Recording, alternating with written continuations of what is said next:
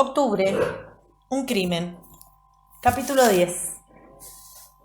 Buscar en los diarios a una persona que se supone murió hace más de 40 años es tarea de por sí ardua.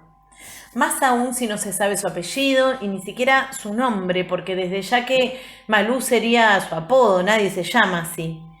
Lo único que más o menos sabía era la edad. Amparito me había dicho que era un poco mayor que Elena, apenas unos 2 o 3 años.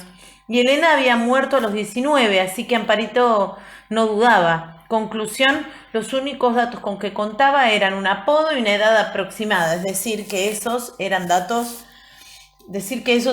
era delirar.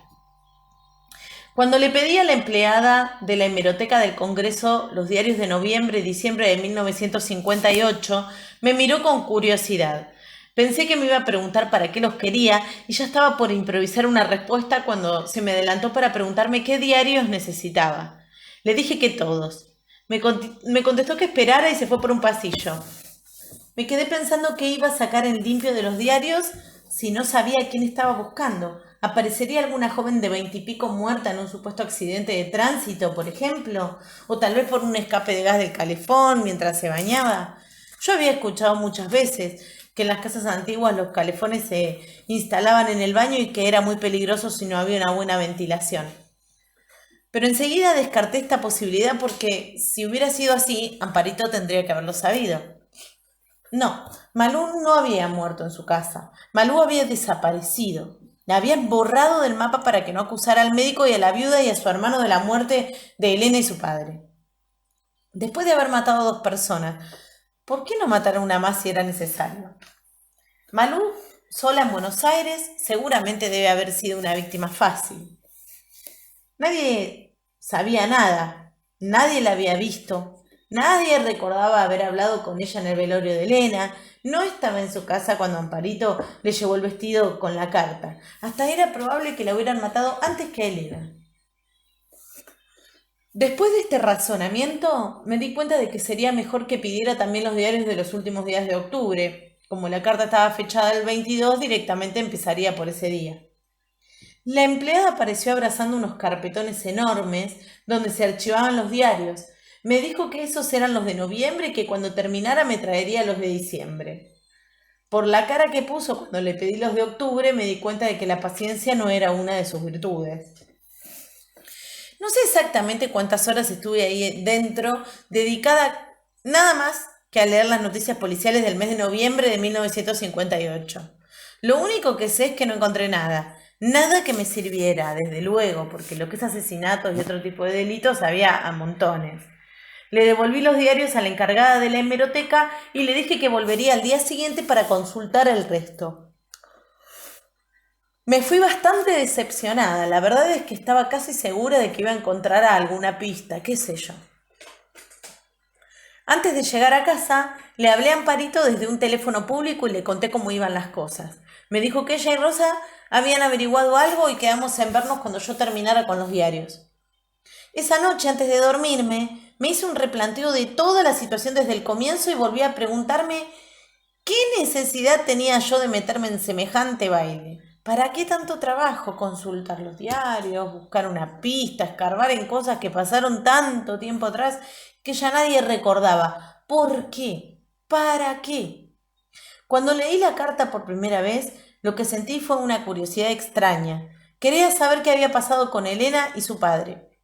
No podía dejar de pensar en la carta. Más tarde, cuando la señora del mercadito me dijo que Elena se había suicidado tirándose de la torre, bueno, ahí tuve bien claro que de algún modo me olvidaría del asunto. Y después, cuando supe que Malú había desaparecido, me di cuenta de que ya era imposible salir, y menos con Amparito y Rosa interesadas en saber la verdad.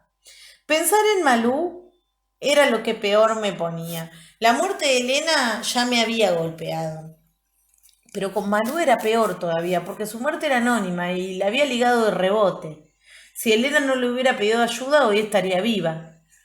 Malú no importaba por lo que era, sino por lo que sabía. Esas cosas me angustiaban, pero seguía sin responderme para qué averiguar la verdad después de tanto tiempo. Malú. Al día siguiente volví a la hemeroteca. Empecé con los diarios de octubre, nada. Seguí con los de diciembre y ya estaba pensando que iba a tener que volver al otro día para consultar los de enero del 59 cuando encontré algo que me llamó la atención. El diario correspondía a la edición vespertina del 18 de diciembre y la noticia decía así: muerte en el Riachuelo. En las primeras horas de esta mañana, vecinos de una humilde vivienda situada a orillas del Riachuelo, a escasos metros del puente Bosch, del lado de Avellaneda, vieron el cadáver de una mujer flotando en las oscuras aguas e inmediatamente dieron aviso a la policía. Al cierre de esta edición, todavía se ignoraba la identidad de la víctima. No quise apurarme a sacar conclusiones, pero ya estaba imaginando que había encontrado a Malú. Abrí el diario del 19 de diciembre, pero la edición matutina. Misterio en el Riachuelo. Hasta el cierre de esta edición no se había logrado aún identificar el cadáver de la mujer hallado en el Riachuelo, según lo informáramos en nuestra edición vespertina del día de ayer. La mujer, cuya edad se calcula en alrededor de 25 años, tenía el pelo castaño claro, ojos celestes, tez blanca, unos 65 metros de altura y un peso cercano a los 55 kilogramos. Vestía una pollera azul y una blusa blanca. Su cadáver presentaba un hematoma en la sien izquierda. Se esperan los resultados de la autopsia.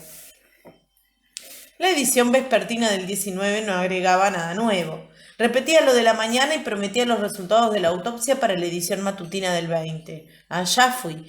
Esta vez la nota ocupaba más espacio, una página entera. El titular era más destacado y aparecían dos fotos.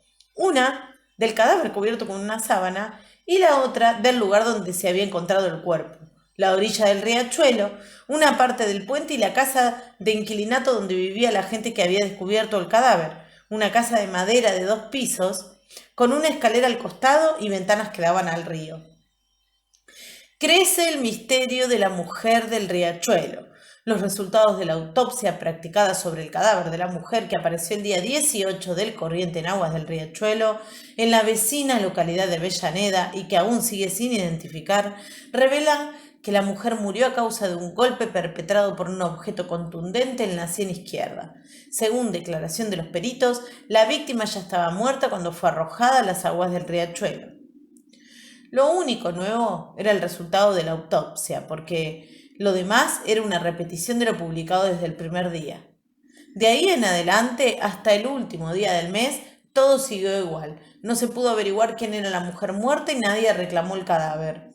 La noticia siguió apareciendo todos los días durante la primera semana y luego únicamente en la edición vespertina. Los titulares aumentaban la dosis de misterio y su tamaño. ¿Quién es la mujer del Riachuelo? Enigma en el Riachuelo. El misterioso crimen del Riachuelo. Y así hasta que simplemente dejó de aparecer.